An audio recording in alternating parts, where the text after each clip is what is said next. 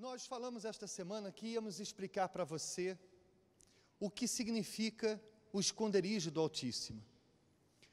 Que não se trata de um lugar físico. Eu já vi muita gente dizendo que quando vinha à igreja estava indo para o abrigo de Deus, como se a igreja fosse o esconderijo do Altíssimo, o abrigo de Deus. Se isso fosse verdade, então você há de concordar comigo que ao sair da igreja, você já estava fora do quê? Do abrigo, desprotegido. O que não faria sentido, porque você passa muito mais parte do seu tempo fora do que dentro da igreja. E também não faria sentido nenhum que esse esconderijo fosse algum outro lugar físico qualquer. Por isso que nós cremos no esconderijo do Altíssimo, não como um lugar, especificamente falando, mas uma condição espiritual. Uma condição que quando você está nessa condição, você está dentro deste abrigo. E para ficar mais fácil você entender, eu dei um exemplo aqui hoje de manhã de algo que é muito comum falar na advocacia. Quando uma pessoa ela está vivendo de acordo com a lei, os advogados costumam dizer que fulano está no abrigo da lei. Já ouviu essa expressão? Não, eu estou no abrigo da lei. O que essa expressão significa? Ela quer dizer o seguinte: porque eu estou cumprindo a lei, eu sei que a lei vai me proteger, pelo menos deveria, né? Vai me defender, vai me proteger, porque eu estou no abrigo da lei. Então, quando você, trazendo para o lado espiritual, quando você vive em comunhão com Deus, quando você vive uma vida de acordo com a palavra de Deus, você entra num estado de proteção por causa da sua obediência a essa palavra, que você pode dizer: eu estou no abrigo de Deus, porque eu tenho praticado a sua palavra. Eu sei que eu não sou merecedor, sei que sou cheio de falhas, mas tudo quanto Deus tem me pedido, eu tenho feito, eu tenho procurado estar cada vez mais em comunhão com Ele. Então, há um estado espiritual na sua vida que faz você sentir-se abrigado, protegido, mesmo que você viva rodeado de problemas, mesmo rodeado de dificuldades, você se sente seguro. Por quê? Você tem descanso, como diz no Salmo 91, que nós lemos no início da reunião. Você tem esse descanso, tem essa paz, porque você sabe que porque você está fazendo a vontade de Deus, nada vai acontecer na sua vida que também não seja da vontade dEle. Porque assim como você faz a vontade dEle, com as suas escolhas, com as suas atitudes, Ele vai fazer a vontade dEle na sua vida. Por isso que está escrito, que tudo coopera para o bem daqueles que amam a Deus. Você, por exemplo, já viu aquelas pessoas quando vão parar numa operação stop, né? No Brasil a gente chama blitz, né? Aquela operação stop que os policiais ficam parados para verificar os documentos do carro das pessoas. Quando uma pessoa está com o documento do carro vencido, com os pneus careca, a carteira de condução vencida ou irregular, e ela vê uma operação stop, ela diz: estou perdido, e agora? O que vai acontecer? Por quê? Porque ela sabe que está errada. Então, ela vive fugindo das blitz, ela vive fugindo das operações stop, ela vive fugindo da lei, porque ela sabe que não está de acordo com a lei. Então, ela não tem paz. Agora, quando uma pessoa está com tudo em dia, espero que seja você, né? Quando tem o seu documento em dia, seu carro está em dia, está tudo em ordem, e você vê uma operação stop na sua frente, o que é que você faz? A única coisa que você pode dizer é: vou me atrasar um pouco, não é verdade? Mas o máximo que pode acontecer com você é isso, porque o resto, dá os seus documentos, está aqui, senhor. Dá o documento do carro, está aqui, senhor. Mais alguma coisa? Não, está em ordem, pode ir. Pronto. É o que acontece quando nós estamos no abrigo de Deus. Vem uma luta. Bom, Bom é que não tivesse que passar por isso. Mas eu sei que no final eu vou vencer, porque eu estou no abrigo de Deus. Eu estou na vontade de Deus. Minha consciência está tranquila. Amém? Mas quando eu não estou no abrigo de Deus e vem uma luta, aí eu entro em desespero. Aí eu fico preocupado.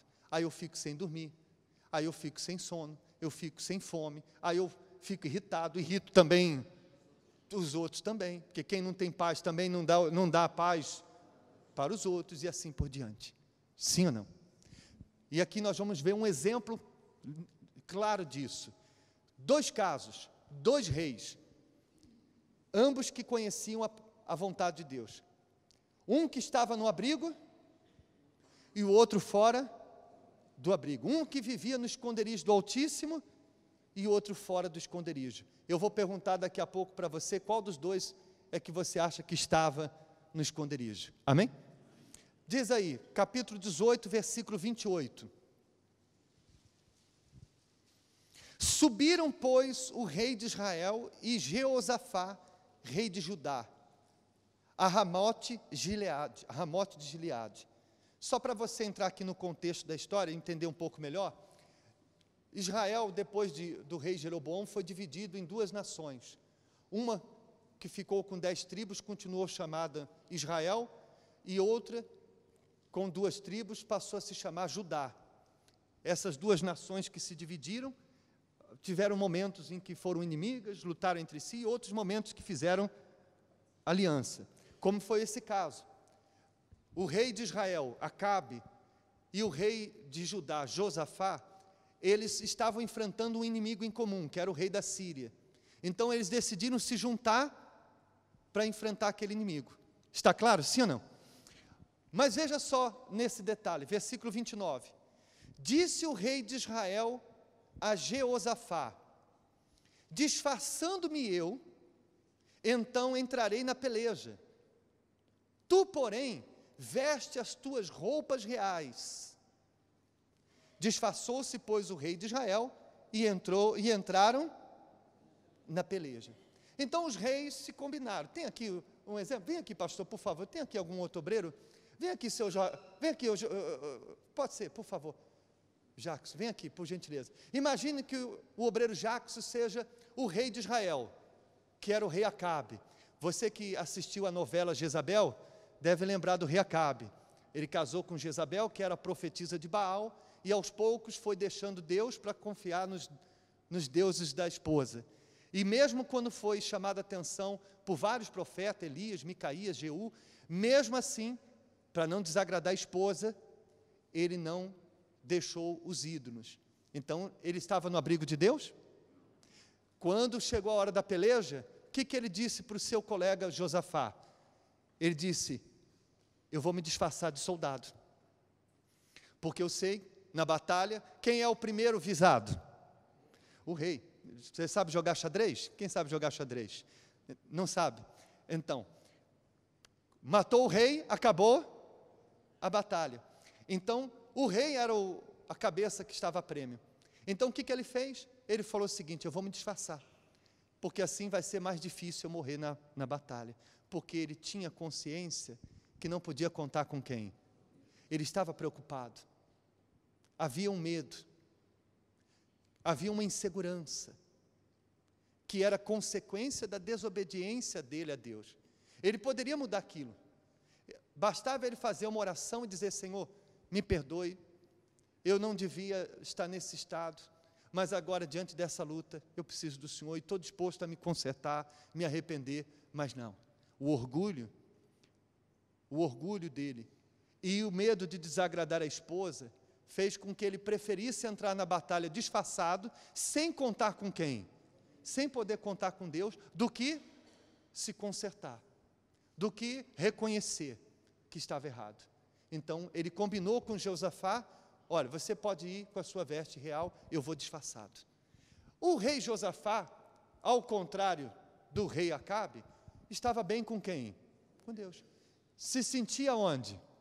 No esconderijo do Altíssimo. Então ele pensou o seguinte: eu me disfarçar? Não preciso disso, porque eu sei que Deus é comigo. Se tiver que morrer na batalha, eu vou morrer, mas não vou morrer disfarçado. Não vou fingir, não vou fugir. Amém? Porque ele tinha consciência, estava bem com Deus. Depois você pode ler a história dele, no capítulo anterior, está escrito que Deus era com Josafá, porque andou nos primeiros caminhos de Davi, seu pai. Buscou ao Deus de seu pai, andou nos seus mandamentos, e não segundo as obras do rei de Israel. Amém? Então ele estava bem com quem? Com Deus. Então ele foi com a sua veste real. Me dá aí tem uma capa aí? Alguém tem aí uma blusa de frio aí? Só para exemplificar aqui. Tem uma capa aí? Não? Pode deixar então. Então, ele, ali, pega ali, obreiro, por favor. Hoje vai ser bem didática a nossa reunião, bem ilustrativa. Obrigado. Imagine aqui uma veste real. Ele foi com a sua armadura de rei. Eu não tenho que me esconder de nada. Mas, está aqui, bonitinho. Mas, eu vou para a batalha e Deus está com quem? Comigo. Amém? O que aconteceu? Versículo 31. Aliás, versículo 30. Deu ordem, porém, o rei da Síria aos capitães dos carros que tinha, dizendo: não pelejareis nem contra pequeno, nem contra grande, senão só contra o rei de Israel. Então, quando o inimigo, que aqui o rei da Síria representa, espiritualmente falando, o diabo, quando eles foram para a batalha, ele juntou os seus soldados, que espiritualmente representam os demônios, e disse o seguinte: eu só quero a cabeça do rei de Israel. Os outros não me importam. Eu quero a cabeça do rei de Israel. Eu quero, senão, o rei de Israel, o rei Acabe. Veja que o diabo não queria outros. Ele queria quem? E não é por acaso. Depois você pode ler na sua casa, com mais detalhes, lá no livro de 1 Pedro, no capítulo 5, versículo 8, está escrito assim: sede sóbrios, vigiais, porque o diabo, vosso adversário, anda em derredor, como leão bramando, buscando a quem possa tragar. Repare nesse detalhe. O diabo anda ao nosso derredor, não é para ver se você está com o cabelo penteado, se você passou batom, se você está cheirando bem. O que ele está procurando ao nosso derredor? Alguém a quem ele possa tragar. Aí você pensa comigo, se o diabo procura pessoas a quem possa tragar, significa que há pessoas que ele não pode tragar. E quem são as pessoas que ele não pode tragar? O rei da Síria sabia disso. Por isso o rei da Síria, que representa o diabo, disse: eu quero o rei de Israel. Então veja, o mal sabe quem está no abrigo de Deus e quem não está. E por isso, quem está fora do abrigo de Deus está sujeito ao mal agir na sua vida. Não que Deus queira, porque Deus deixa a porta do seu abrigo aberta. Agora, o que ele pode fazer se a pessoa prefere ficar fora do abrigo? Ele pode fazer alguma coisa? Então, o que aconteceu? Versículo 31. Sucedeu que, vendo os capitães dos carros a Jeosafá, disseram: esse é o rei de Israel, e o cercaram para pelejar. Porém, Jeosafá clamou, e o quê? E o Senhor o ajudou. E o que aconteceu? E Deus os desviou dele. Então, no momento da batalha, quando os inimigos chegaram no campo da batalha, procuraram o rei de Israel. Aí no meio da batalha viram somente Josafá, vestido de quê? De rei. O que eles disseram? É o rei de Israel. Imagine um exército todo dos inimigos na direção de um único homem. O que ele fez? Senhor, clamou a Deus. Ele estava onde? No abrigo de Deus. O céu estava aberto sobre ele.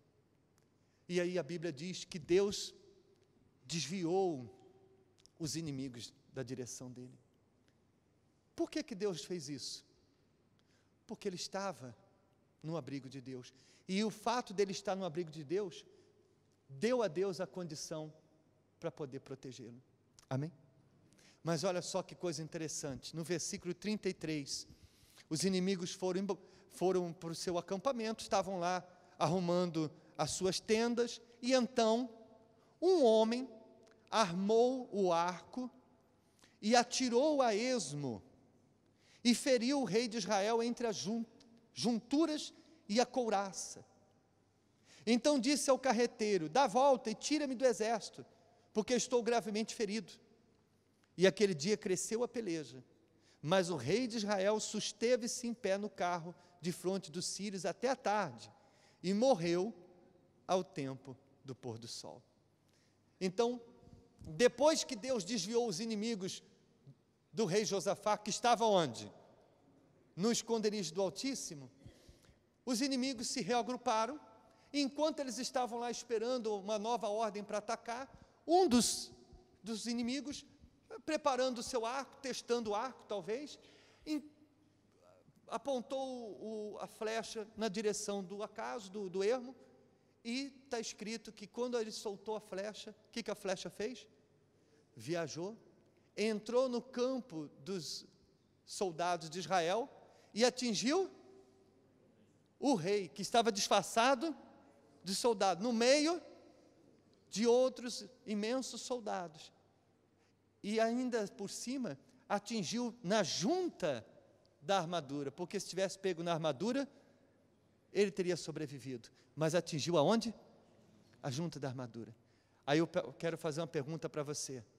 Coincidência? Seria coincidência?